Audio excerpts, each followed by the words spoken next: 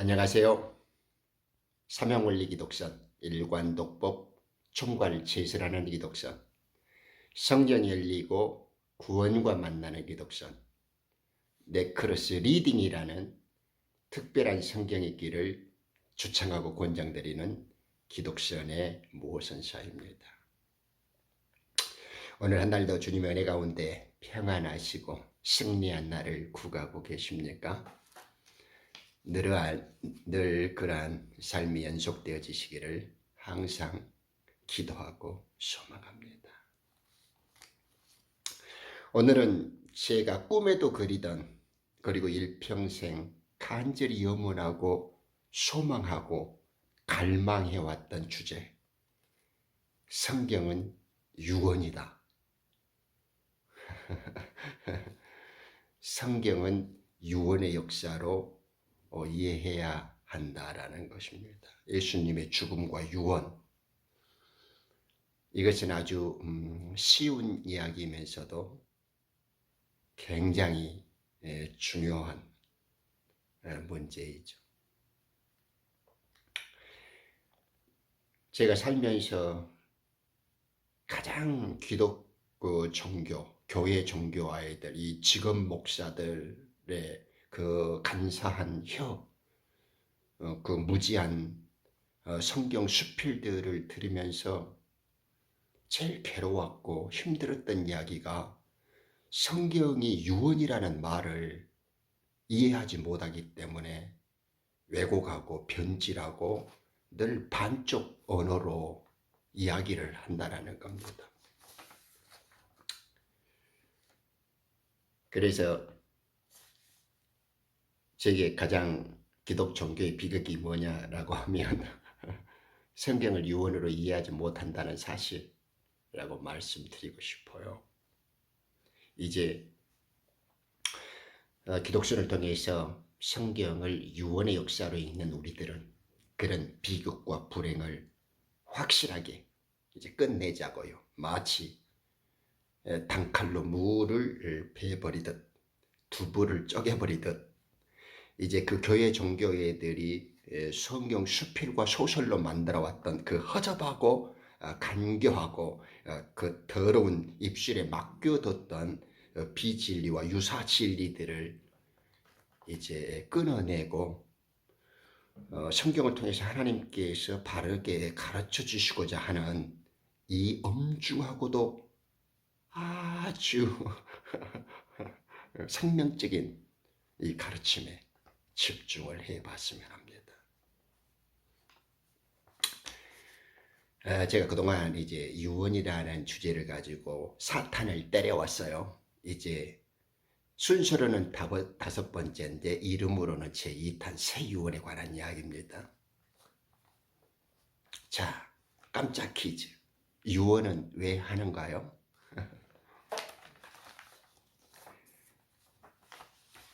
너무나 쉽죠. 그런데 우리는 이제 평소에 생각 안 해보죠. 간단해요. 유언은 부모님이 하나라도 남겨서 또 그 자식과 후손들한테 잘해주고 싶어서 하나라도 남기고 싶고 하나라도 후세에 더 잘해주고 싶어서 그것이 부모의 심정이죠. 그것이 수백 년 수천 년 동안 대를 이어서 전해 내려온 우리 인간들의 마음이었습니다. 이 마음은 하늘로부터 받는 마음이죠. 우리 속에 하나님이 계시기 때문에 알게 되어지고 할 수 있는 것입니다. 그러니까 우리가 혼자 사는 것 같아도 사실은 하나님이 우리와 함께 살아주시기 때문에 이러한 것들을 우리는 알게 되어지고 발견할 수 있는 것입니다. 우리 잠깐 기초 공부 좀 해볼까요? 유언이 뭐죠? 우리가 상식적인 측면에서는 유언이라 하는 것은 유언자가 살아생전에 의사표시를 하죠. 단독 의사표시를 해서 살아생전에 그 뜻이 죽음 이후에 집행되어질 수 있도록 만드는 어떤 법률 행위, 그 의사 표시, 그걸 우리는 이제 유언이라고 이해합니다. 별로 어렵지 않죠? 그래서 유언이라는 말은 살아생전에 자기의 의사를 이야기했는데 그것이 죽음 이후에 반드시 자기가 죽고 난 다음에 마치 살아있을 때 자기가 법률 행위를 한 것처럼 그 효과, 우리 이제 법률 효과라 그러죠. 성경에서는 효과 그 이상의 강력한 단어를 갖고 있습니다. 오늘 제가 그 말씀을 드리려고 이 기독선의 유언이라는 스페셜 하이라이트를 하고 있는 거예요. 이 가슴 벅찬 감동, 이 꿈의 언어, 이 성경 비밀의 가장 엑기스한 말씀을 전달해 드리고 싶어서 오늘 이 시간을 지금 마련하고 있는 거예요. 그래서 제가 죽어도 여한이 없어요, 이제. 이 말씀을 전하고 싶어서 이 말씀을 전하고 죽을 수 있다는 것이 너무나 감사하죠. 여러분이 그러므로 이 시간 여러분과 저는 이 세상에 태어난 보람을 갖고 있는 것입니다. 하나님의 영원한 생명과 안식으로 들어가고 있는 겁니다. 하늘로부터 내려오는 하나님의 영원한 생명의 축복을 받아 누리고 있는 것입니다. 제가 이 성경이 유언이다라는 이 마지막 스페셜 하이트를 하고 싶었는데 한 2달 동안 마귀가 너무나 간교하게 공격을 하고 회방을 해오는 거예요. 이제 직접 제 속에는 하나님의 영이 함께 살고 있으니까 하나님께로 태어난 자들에게는 귀신이 접근도 할 수 없기 때문에 내 속에, 내 생각 속에는 들어올 수가 없으니까 내 주변에 있는 환경과 가까이 있는 사람들을 통해서 기묘한 방법으로 나의 생각을 파고들고 나의 마음을 회방시키고 어지럽게 만들면서 이렇게 방해를 하려고 하는 거예요. 아직도 조금 그리스도의 마음과 그 장상의 완전한 성령의 충만함을 바울처럼 누리는 그 특별한 역사를 기대하고 있지만은 이러한 것들을 영적으로 분별하고 귀신이나 사탄을 제압해가고 이 죄삼의 권세를 누려간다라는 것을 확연히 알게 되어지고 하나님의 일을, 이 구원 사역을 아직도 이 마귀들은 쉽게 포기하지 않고 방해한다라는 걸 많이 느끼게 되어지는 시간들이었습니다. 그러므로 이제 이러한 것들을 극복하고 과감하게 마귀의 권세를 멸하고 죄를 끊어내면서 성경이 유언이다 하는 하나님의 이 신비 비밀과 아버지의 뜻을 강력하게 우리 자신 속에 채워버리고 가득 충만하게 넣어버리자고요. 그래서 이제 우리가 유언이다라고 할 때 이 세상 속에서는 이제 그것이 원본이냐, 그래서 이제 검인, 검증 절차, 검수라고 합니다. 그래서 이제 적법한 절차, 그 집행에 들어가죠, 세상에는. 그러므로 이제 세상 속에서도 법률적인 효력을 집행하게 만들려고 이 유언 집행자들을 세워서 이제 그 일을 이행시킨단 말입니다. 그런데 예수님의 유언은 세상 유언의 모범이기 때문에 훨씬 세상의 유언과 다른 특별한 것을 한두 개 갖고 있습니다. 자, 먼저 기초학습을 좀 공부해 본 다음에 본격적으로 예수님의 유언을 이제 이야기해 보기로 하죠. 유언자가 누굽니까? 네, 우리가 구원주, 하나님이라고 부르는 예수 그리스도이십니다. 누구에게 하고 있어요? 상속자라고 불리우는 하나님의 아들들에게 하고 있습니다. 예수님은 하나님이시잖아요. 그리고 하나님의 뜻을 가지고 이 땅에 내려오신 맏아들이시기도 합니다. 그래서 하나님의 아들들에게 해주고 있습니다. 여러분, 유언을 이 교회 종교 아이들은 구분을 못해요.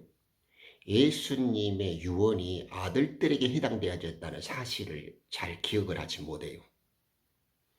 예수님의 유언은 아들들에게 하고 있습니다. 좀 뒤에 가서 다뤄보죠. 유언의 내용은 무엇이에요? 네, 너희를 영원한 구원으로 안식으로 이끌어가겠다. 예수님이 이런 말씀하시죠. 아버지께서 나에게로 이끌지 않으면 아무도 나에게로 올 수가 없느니라. 그래서 겟세마네 동산에서 아버지께로 돌아가실 때 예수님은 말씀하시잖아요. 아버지께서 내게 보내신 자 중에서 멸망의 아들 외에는 하나도 내가 잃어버리지 않았습니다. 내가 저들에게 아버지의 뜻을 전해 주었습니다. 그들은 아버지의 뜻을 알았고 내가 아버지께로서 온 자라는 것을 알았습니다. 그래야 내가 아버지를 영화롭게 했습니다. 그래야 내가 저들을 세상에 보낼 때 저들도 나와 함께 아버지를 영화롭게 할 것입니다. 라고 요한복음 17장 마지막 기도하실 때 그 절제라고 제가 평생을 한없이 울었던, 그래서 기독선이라는, 사명원리 기독선이라는 이 일평생의 주제를 가슴 감동, 가슴 한아름 안고 살 수 있도록 주신 말씀이기도 하죠. 그래서 유언의 내용은 너희들을 내가 잃어버리지 않고 아버지께로 데리고 가겠다. 영원한 생명을 주겠다. 부활 생명으로 이끌겠다. 그래, 그런 일을 예상하는 너희들은 진리의 영, 곧 또 다른 보혜사인 나를 기다리고 나를 용접해라. 이 말입니다. 그래서 진리의 영이 오셔서 너희 속에서 영원히 함께 살아주실 것이다 라는 것이 성경 유언, 예수님 유언의 핵심입니다. 이걸 잊어버리면 안 돼요. 한국 개혁성경에 그 웃긴 애들은 유언이다 써놓고 이것을 뭐 언약이다, 계약이다, 상속계약이다 이렇게 소설을 써놨는데 그놈들 좀 반성 좀 해야 돼요. 왜 그런지 또 제가 이따 풀어보죠. 제일 중요한 것은 유언의 집행자입니다. 집행을 누가 하느냐, 그죠? 이 파라클레토스라는 말이 우리는 보혜사라 그러죠. 진리의 영이신 보혜사라고 이렇게 말을 하게 됐습니다만, 그것이 원어적인 의미로도 변호사예요. 뭐 이렇게 카운셀러라든가 또 로열 또는 이렇게 뭐 헬퍼 도움을 주는 분, 또 이렇게 우리가 컴포트라 그래서 이제 위로자, 이렇게 하여튼 그 법률을 집행하고 도와주고 또 상담이나 이렇게 조언이나 우리가 일반적으로 변호사라고 하는 법을 이렇게 집행해 주는데 도와주는 조력자 같은 이런 의미를 갖고 있단 말입니다. 우리가 위로자라고 하는 또 다른 위로자라고 불리우는 보혜사 성훈님, 하늘에 계신 하나님의 영이 우리와 함께 살아주실 때 성경에서는 그분을 성훈님, 저의 표현으로 성훌, 거룩한 숲님, 주훌님, 내 속에 계신 영님, 하나님의 영, 이런 뜻이단 말입니다. 자꾸 그 개소리, 그 강아지 멍멍이 소리, 그 풀 뜯던 먹는 소리, 성령이 그런 막 어디 추상적이고 막연한, 성경에서 2번밖에 안 돼. 그 성령이라는 말은 이 전부 이 사탄과 이 거짓 교사들이나 이 음녀의 소굴로 만들어버린 애들이 그렇게 막연한 말들을 쫓게 만든단 말입니다. 집행관은 하나님의 영이신 진리의 영, 아들의 영으로 우리에게 와서 임마누엘을 살아주신 그리스도의 영, 아들의 영을 우리는 성령님, 거룩한 영이지만 우리와 살아주실 때 거룩한 숭님이라고 하는 성홀림이다라는 걸, 그분이 우리 유언의 집행관입니다. 그걸 잘 알아야 됩니다. 자, 이제 본격적으로 성경은 유언이다라는 걸 이제 추적해 보기로 하죠. 그래도 이 좀 모든 나라가 유언은 그 요식주의를 채택합니다. 형식. 그러니까 법률에서 정한 구성 요건들을 가져야만 그것이 효력을 갖도록 인정을 해준다 이 말입니다. 좀 의미가 있습니다. 뭐 위존이, 변존이, 또는 이렇게 원본 진위 여부라든가, 또 이렇게 분쟁이라든가 이런 많은 혼란들이 야기될 수 있지 않습니까? 그런 법적 하자가 발생하지 않고 또 다툼과 분쟁을 최소화시키면서 그것이 신속하고 정확하게 집행되기 위해서는 그런 것들을 일소하고 법이 정한 그런 어떤 요건을 굉장히 강조한다는 거죠. 자, 우리 예수님의 유언사항을 이제 보면, 유언은 제일 중요한 것이, 지금 예수님의 서유언에서 제일 중요한 것이 유언을 집행을 누가 하느냐입니다. 누구에게 하고 있고 누가 이 유언을 집행하느냐, 이것이 절대 문제입니다. 그것을 우리는 위변조나 분쟁이나 다툼이 없이 예수님께서 살아생전의 지혜요, 그 고도의 수학적 능력자시고 개발자이고 설계자이시면서 그것을 완수해낼 수 있는 해결자지 않습니까? 완벽한 문제, 이 구원의 종결자이신 예수 그리스도께서는 이러한 것들이 차고 없고 분명해지도록 딱 정확히 당신이 살아 계셨을 때 화끈하게 끝을 내버렸어요. 누가 집행관을 할 것이냐, 예수님이 말씀하십니다. 요한복음 14장 16절에 또 다른 위로자, 그렇죠. 17절에 진리의 영이 너희에게로 와서 너희와 영원히 함께 할 것이다. 이렇게 딱 그 진리의 영, 또 다른 보혜사, 그분을 자기의 유언의 집행자로 탁 꼬집어서 선택해 주십니다. 두 번째, 어떻게 선정됩니까? 네, 예수님은 겸손하시고 하나님 아버지의 뜻을 갖고 오셨기 때문에 그 사실을 겸손하게, 그리고 아버지의 뜻에 따라서 순종합니다. 그리고 부탁합니다. 그 부탁은 그대로 성취되어지는 기도이고 소망이고 부탁입니다. 14장 16절에 26절을 보면 예수님께서 그렇죠. 내가 아버지께 부탁하겠고 기도하겠다, 그 말씀이죠. 26절에 아버지께서 내 이름으로 보내리니 이럽니다. 그러므로 진리의 영, 아들의 영은 예수님께서 아버지께 부탁하고 기도했던 그 진리의 영을 당신의 이름 아래서 아버지께서 보내실 것이다 라고 선정하는 방식까지 딱 가르쳐 주셨습니다. 누가 해요? 네, 진리의 영이 합니다.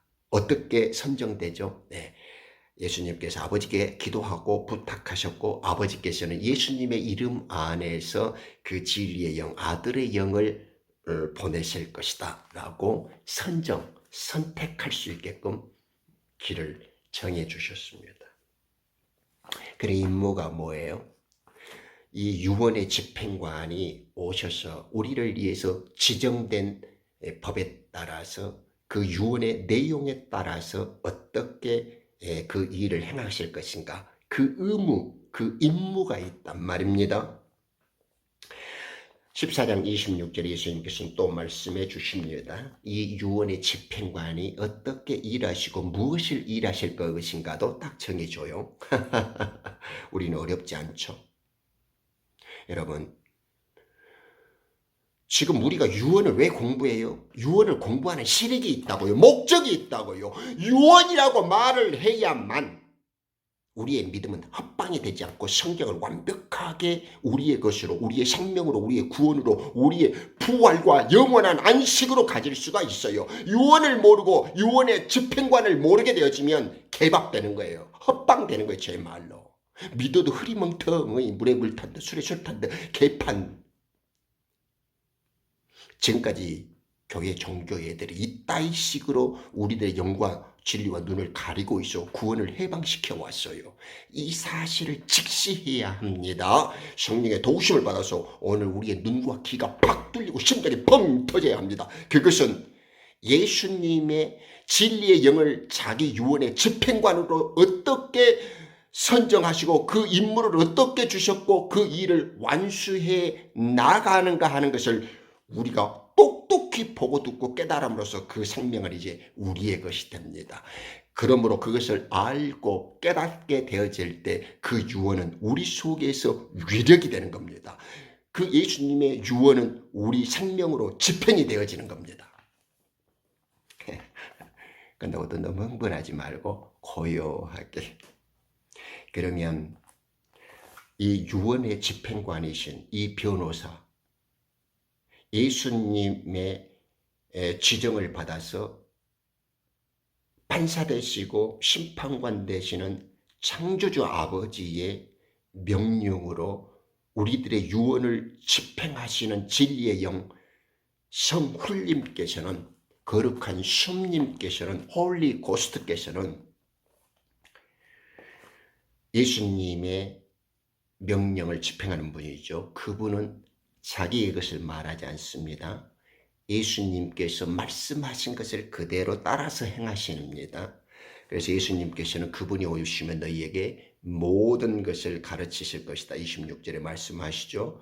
그리고 사도들에게, 아들들에게, 제자들에게 했던 모든 말을 너희의 기억 속으로 가져와서 가르쳐 주리라 라고 말씀하십니다. 요한복음 16장 12절에는 예수님은 너무나 친절하게 아이들 같고 아직 영적으로 성령 세례를 받지 못하고 아직은 율법 아래에서 어린아이와 같은 당신의 제자들에게 친절하게 가르쳐 주신단 말입니다. 지금은 너희가 감당할 수 없으나 13절 보면 이제 성령님께서 오셔서 모든 진리로 인도하시리라. 또 너희에게 다가올 일, 즉 신부들이 어떻게 다시 오시는 신랑 예수를 맞이할 것이며 하나님께서는 왕의 만왕의 왕으로 어떻게 우리들에게 심판하러 오실 것인가, 그리고 천년 왕국을 이 땅에서 이룩하실 것인가, 이 장래에 다가올 문제까지도 너희에게 가르쳐 주실 것이다. 누가요? 유언에 따라서 유언의 집행관으로 예수님의 뜻을 갖고 아버지로부터 우리들에게로 와서 살아주시는 그분이, 그 성훌님께서 우리들에게 충만히 임하실 때, 아들의 영으로 우리와 함께 살아주실 때 너희들 마음에서, 너희들 존재 속에서 이러한 일이 일어나게 될 것이다 라고 지금 유언해주고 계시는 것입니다. 이 유언의 집행관을 성령님, 우리가 말하는 성훌님을 지금 지정해 주시고 이분이 이러한 임무를 갖고 너희 속에서 함께, 너희와 함께 이 일을 행하실 것이다. 그 일이 누굽니까? 예수님의 유언을 받드는 일입니다. 그분이 그냥 하지 않아요. 내 것을 갖고 가르치고 말하신다고요. 그러죠? 14절에, 16장 14절에. 그러므로 예수님께서는 십자가에 달리기 전에 그의 제자들을 사랑하는 하나님의 아들들에게 진리의 영이 오실 것이고 그분이 내 것을 너희들에게 가르치고 지금 알아듣지 못하는 일뿐만 아니라 장래에 일어날 일, 내가 다시 올 때의 그 비밀한 일들도 너희에게 모든 것을 가르쳐 주실 거라고 이 유언의 집행자를 정확히 지정하시고 그의 임무와 그 일을 설명해 주셨습니다. 멋있죠? 잘 알아야 돼요. 예수님의 죽음과 유언과 유언의 집행을 모르니까 말로는 복음시대, 말로는 성령시대에 떠들어대고 그 귀신 옹알거리 같은 그 말도 지도 못 알아듣는 멍멍이 개소리를 가지고 그런 것이 뭐 개신이, 그런 것이 뭐 애언이니, 그것이 하나님께 은혜나 은사를 받는 것처럼 이런 헛소리, 미친 소리, 껍데기 소리, 그런 염소 소리를 터지는 것이요. 하나님의 뜻을 분별하지는 못하는 그런 아무리 그런 다 헛짓거리. 그 무당들도 푸닥거리면 다 그런 정도 더 잘해요. 우리는 예수님의 유언에 집중해야 돼요. 예수님의 유언에 집중하지 못하고 유언의 집행관이 어떻게 예수님의 유언을 우리 삶 속에서 우리의 구원을 위해서 집행하시는가, 그분의 권한과 능력과 그분의 유언의 법적 그 구속과 길이 어떻게 행해져 가는가, 이것에 밝아져야 돼요. 그래야 우리 주님이 오실 때 이 땅 위의 모든 민족에게 다시 애언되어지는 영원한 복음의 그 지혜와 비밀한 역사들로 함께 걸어갈 수가 있는 거예요. 그 성령이 이끄신 대로 우리가 갈 수가 있는 거예요. 그것을 누가 해요? 유언의 집행관께서 하신다고요. 이제 자, 이제 우리 주님 예수님의 말씀에 의해서 누가 유언의 집행관으로 뽑혔는가, 그리고 어떻게 선택되어졌는가, 그리고 선택되어진 유언의 집행관 성훈님께서는 어떤 일을 하시는가, 그에 대해서 이제 간략하게 살펴보았죠. 우리는요, 세상의 상식과 세상 그 제도 속에서도 유언의 집행관들이 있죠. 그분들이 이 유언을 집행하게 되어질 때는 법적 권한을 갖고 있어요. 법에 따라서. 그리고 그 유언의 집행관은 법적 권한을 가진 동시에 의무도 또한 동시에 가지게 됩니다. 잘 아시죠? 그리고 이 유언의 집행관은 동시에 상속인의 대리인격 성격이 있어 대리인이 되는 거예요. 대리인. 이 상속인의 대리인이라는 개념에 굉장히 주목을 해야 돼요. 그래야 예수님의 죽음과 유언에 대한 비밀들이 훨씬 잘 깨달아지고 그 강력한 힘과 지혜가 내 것이 되는 거예요. 그 예수님의 유언에 따른 그 유언의 집행자, 즉 나의 대리인, 유언의 상속을 받을 그 대리인의 성령님이 하나님의 영, 즉 아들의 영이고 우리의 진리의 보혜사이신 그분이 우리들을 대리해 주시는 분이에요. 이 개념 아주 쉽죠? 우리가 이제 조금 풀어가 보면 이 느낌, 이 개념, 이 프로세스가, 이 흐름이나 과정이 얼마나 위력적이고 아름다운 역사인가를 이제 우리는 만나게 될 겁니다. 그래서 유언의 집행관은 상속인의 대리인이다라는 것을 잊지 마시고요. 그리고 이 유언의 집행관들은 법적 권한뿐만 아니라 의무를 동시에 지니고 있다라는 거요. 그리고 유언자가 남긴 재산의 그 목록들이라든가 모든 처분되어야 할 것들을 다 작성해서 가지고 계신다라는 거죠. 세상도 그런데 이 만물의 창조자이신 하나님께서는 얼마나 그런 것들을 다 잘 기록하고 보관하고 계시겠습니까?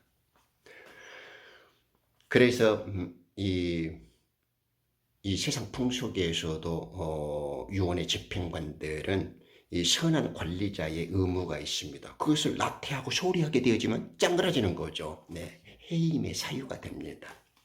그러나 신실하신 하나님께서는 성훈님께서는 그리스도의 영께서는 절대 당신의 선량한 의무, 우리에게 모든 것을 목숨까지 내어주시는 그분의 겸손과 사랑과 그 은혜의 긍휼의 풍성하심은 결코 우리를 선량한 관리자의 의무에서 소홀히 하거나 게을리 하시는 분이 아니시죠. 네. 이 유언 집행관은 상속이 종결될 때까지, 하나님의 은혜의 역사가 끝날 때까지 재산을 관리하고 보존하고 그걸 완성시키신단 말입니다. 그러죠. 그 밖에 그 유언의 집행에 합당한 모든 그런 일체의 행위들을 이행하시고 처리하실 수 있는 분입니다. 느낌이 좀 오죠? 세상 유언의 집행관, 우리가 위로자, 변호사라고 부르는 이 법률적 집행인들도 세상 속에서도 이러한 일을 하는데, 하물며 하나님의 변호사, 우리들을 위해서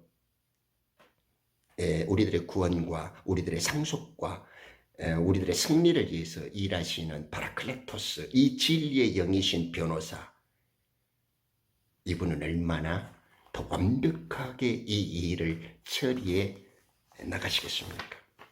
소망스럽죠. 자, 성경은 지금 유언이다 공부하고 있습니다. 느낌이 좀, 이것이 지금 유언에 관한 하이라이트, 마지막 이렇게 엔딩이란 말입니다. 절정 클라이막스예요. 이 교회 종교 아이들은 크게 두 가지 실수를 하거나 무지한 면이, 예수님이 유언이다라고 말할 때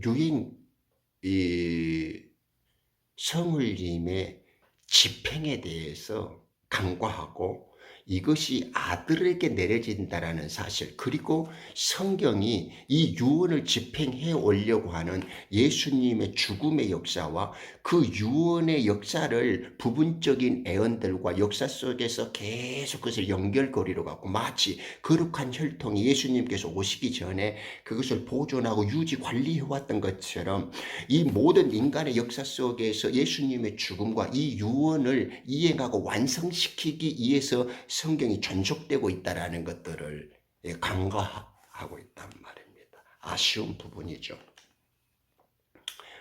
자, 이제 간단하게 한번 다시 되새겨 봅니다. 유언이라는 말은 누군가가 죽었다라는 거죠. 그리고 죽음과 동시에 이제 그것은 효력이 발생한다라는 겁니다. 그리고 이제 유언은 집행되어져야 할 것이 남았는데, 그것은 반드시 유언의 집행자로 선임된 자가 해야 된다라는 거, 그리고 그것은 상속자들을 위한 대리인으로서 일을 한다라는 것입니다. 그리고 우리는 이 유언의 집행관, 우리는 그것을 지금 성경적으로 그리스도의 영, 우리가 성hul림, 홀리 고스트라고 부르는 주hul림, 우리 속에 와서 살아주시는 하나님의 영, 그분을 주hul림, 성hul림이라고 제가 여러 번 강조하고 있죠. 제가 유언을 왜 한다고 했어요? 네, 부모님이 하나라도 남겨서 아들에게 잘해주고 싶어서. 그러니까 하나님은 우리에게 영원한 생명, 구원을 주고 싶어요. 아버지의 생명, 아버지가 우리를 위해서 창세자를 준비했던 하늘의 그 신령한 복이 가득한 왕국, 그리고 당신 생명 자신을 주고 싶은 거예요. 그것이 우리를 위해서 예수시고 죽으시고 지금도 기다리고 계신 아버지의 마음이에요. 너무 멋있죠?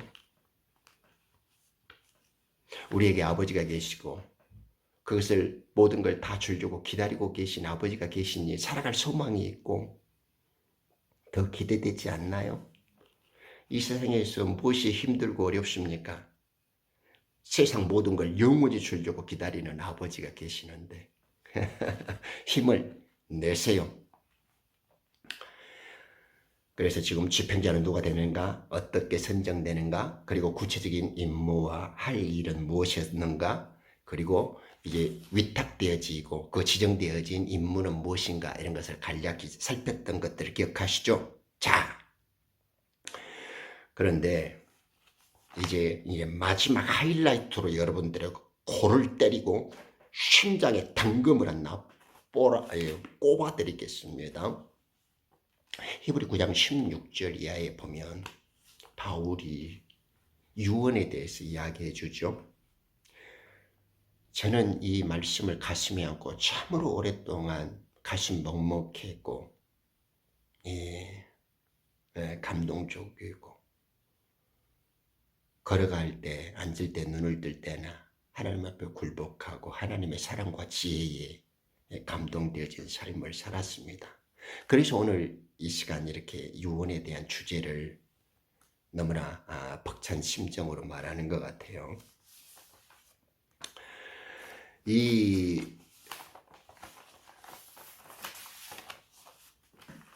히브리 9장 16절에 보면요. A testament is of force라 그래요. 우리가 우리말로 이렇게 번역을 하면 유언자가 죽은 후에는 유언은 효력이 있다. 우리 말로는 효력이 있다라고 했는데 testament is of false라고 썼을 때 그것은 우리가 false가 뭐죠? 이제 우리가 일상적인 우리말로는 이제 효력이라고 해도 위력을 갖고 있다, 힘이 있다 이렇게 해도 되는데 뒤에 스트렝스라는 말을 씁니다만은 좀 정확히 이야기를 하면 위력, 물리적인 힘, 법적 강제력을 갖고 있다 이 말입니다. 성경에서 이 폴스라는 말이 이 킹 제임스의 리듬감과 성경적 언어의 진실에서 폴스를 썼다라는 말은 가만히 놔두지 않습니다. 예를 들면 to force of window, door 이러면 우리가 문을 깨고 들어가는 것 이러잖아요. 그러니까 무엇을 강제로 만들고 이행하도록 하는 거죠.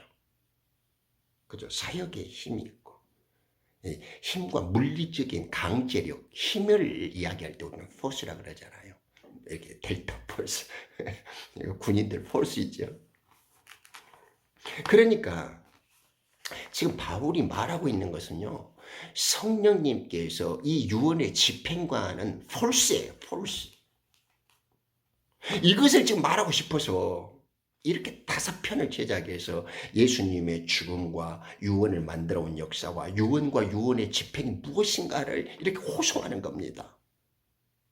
유언은 예수님의 유언, 예수님의 이 테스트먼트는 이슈 폴스예요.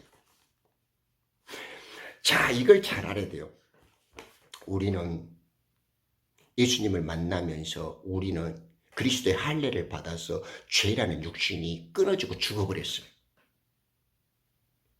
우리는 율법 하에서 죄와 사망의 권세에서 나올 때 우리들의 육적 소욕이라든가 죄의 모습은 끊어져 버렸어요. 죽어버렸다. 십자가 못 박혀 죽어버렸어요. 그러면 우리 속에 살아남는 것은 부활의 모습과 그리스도의 영밖에 없다고, 말씀밖에 없어. 우리 속에 있는 것은. 그러면 그 뒤부터 인생은 누가 살아요? 네, 상속 대리인인 그리스도의 아들의 영, 하나님의 영이 우리와 함께 살아주신 성훈님, 보통 성령님이라고 부르는 그분이 우리 속에서 위력으로 계시는 거예요. 그분이 우리를 이제 진리로 이끌어가고 구원을 완성시키고 우리를 이제 모든 진리로 이끌어가고 예수님이 가르친 걸 생각나게 하고 우리 속에서 생명샘물이 솟아나서 예수님 오실 때까지 거룩한 신부로 단장시키면서 하나님의 왕실 가족으로서의 점과 흠이 없도록 완벽하게 이 새 창조를 이루시고 완성시키신단 말입니다.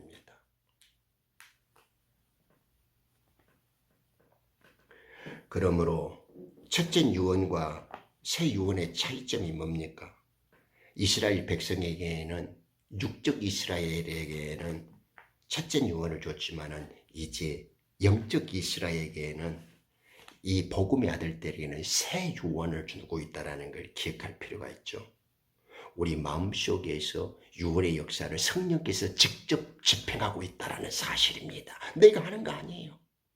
내가 이 사실을 깨우고 내 자신을 내어줄 때 성령님께서 그리스도의 영께서 우리 속에서 유언을 스스로 집행해버린다는 겁니다. 이것이 내가 하는 것이 아니라 내가 하고 싶어서 할 수 있는 것이 아니라 그분이 오시면 이 상속이 내 속에서 하나가 돼서 이루어지게 완성시켜버리는 것이에요. 놀랍죠? 놀랍지 않습니까?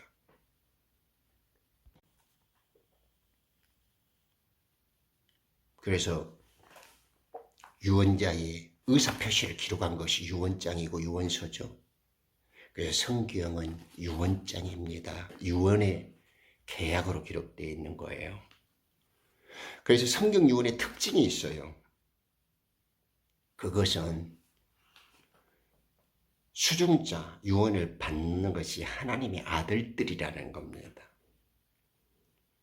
교회 종교들의 슬픔이 유언이 모든 자에게 해당되는 것처럼 생각해요.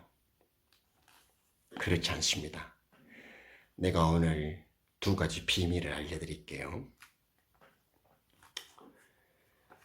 이 예수님의 새 유언의 복음은 하나님의 아들들에게 집행되어져요. 교회 종교들은 이것을 구분하지 못한데 이것을 마태복음 26장 28절에는 똑같은 유언을 기록하시는데 죄를 사하려고 많은 사람을 위하여 흘려진 새 유언이라는 새 유언의 나의 피다 이렇게 마태는 기록하고 있어요. 예수님의 십자가에서 피 흘림은 많은 사람을 위해서 죽은 유언이에요. 예수님의 유언은 모든 사람을 위해서 죽죠. 왜? 구원이 필요하니까. 그렇지만 마태는 모든 사람에게서 흘려진 유언의 피를 설명하는데 이 유언이 누가복음 22장 19절 20절에는 너희를 위하여 나의 몸을 너희를 위하여 두 번이나 강조해줘요. 너희가 누구죠? 사도들이잖아요. 하나님의 아들들, 빛의 아들들, 화목지책의 사명자들. 즉 주님이 다시 올 때 어부의 사명을 받아서 왕국 복음이라는 그 그물로 던져서 이 물고기와 같은 열방 민족의 종들의 추수를 거행하는 이 사도들, 어부들을 지금 제자들에게 너희들이라 그러죠. 너희를 위하여 흘려져 있는 나의 피 안에 있는 새 유언이다라고 누가는 너희라고 딱 찍어줘요. 그래서 이 유언은 차이가 나는 거예요.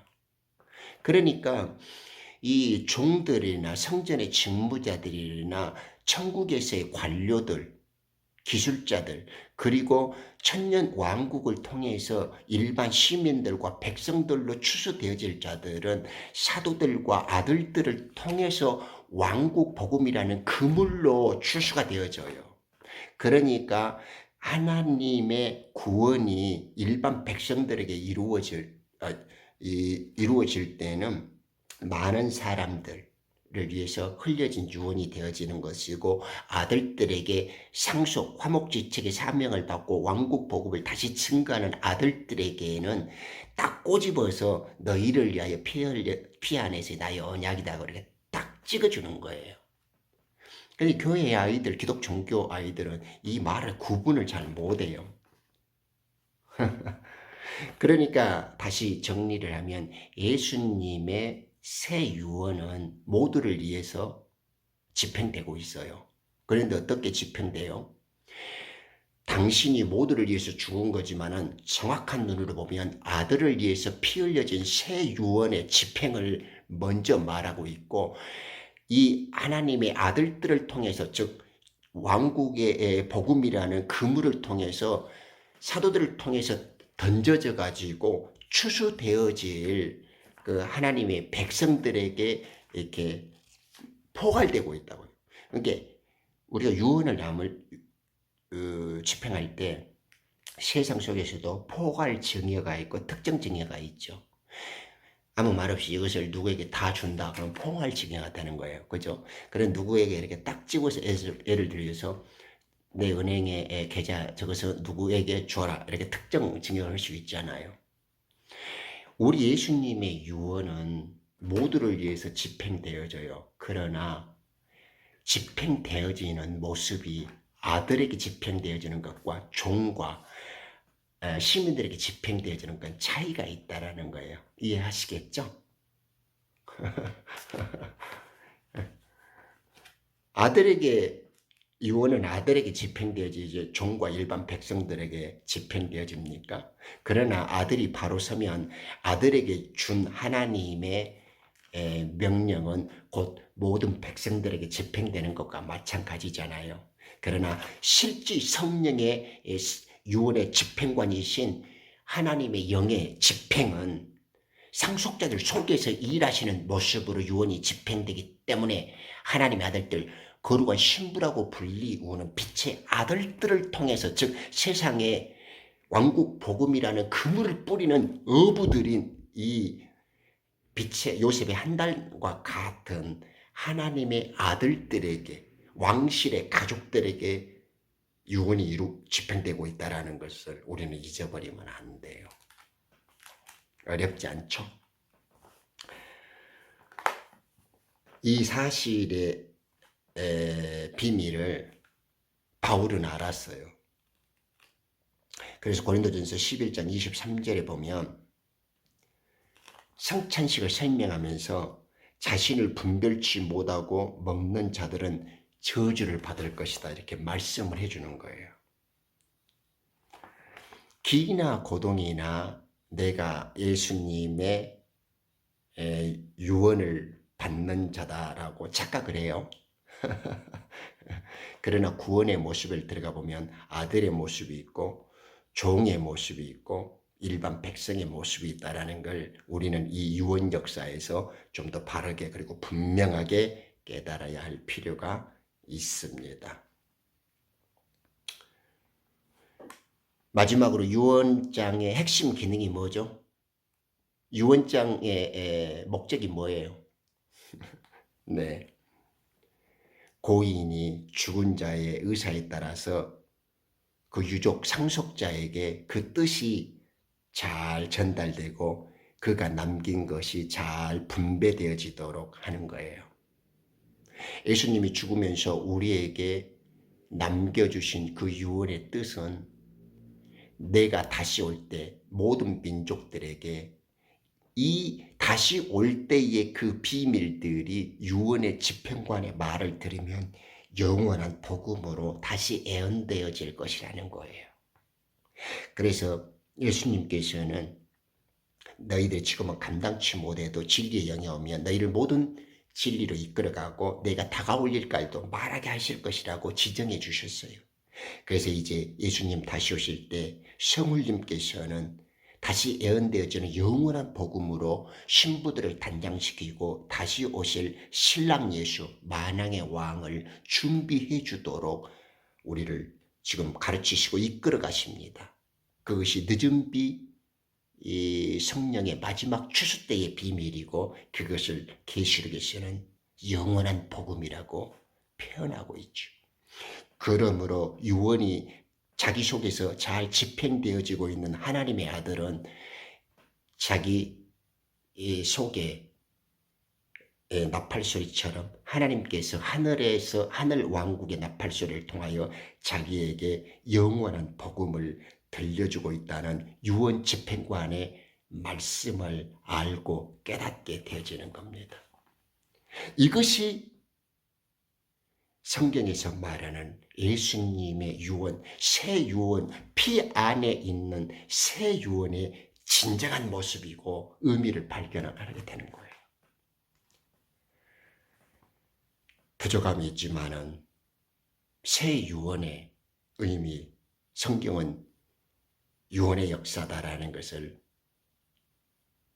그나마 전달할 수 있고 마무리 지을 수 있어서 하나님께 감사드리고 여러분께도 감사드립니다. 고맙습니다.